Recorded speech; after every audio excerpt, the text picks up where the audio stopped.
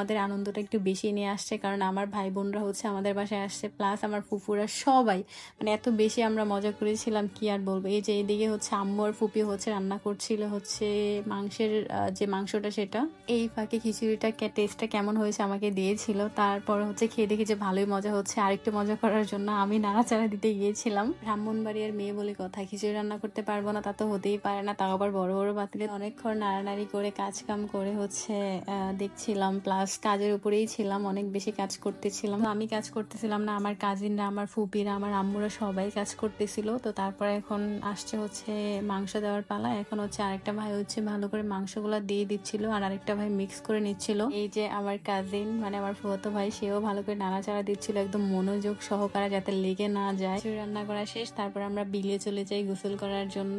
মানে কি বলবো, ওই সময়গুলো এত বেশি ভালো ছিল। যাক, গোসল করে এসে আমি আবারও নাড়াচাড়া দিচ্ছিলাম, একটু ঢং করছিলাম। অন্যদিকে হচ্ছে মিলাদ পড়ানো হচ্ছে ঘরে, ওই ভিডিও ক্লিপগুলো আমি নিচ্ছিলাম না, কারণ হচ্ছে মিলাদ পড়ানো হচ্ছে আব্বুর নামে, হচ্ছে দাদার নামে, সবার নামে মিলাদ পড়ানো হচ্ছে।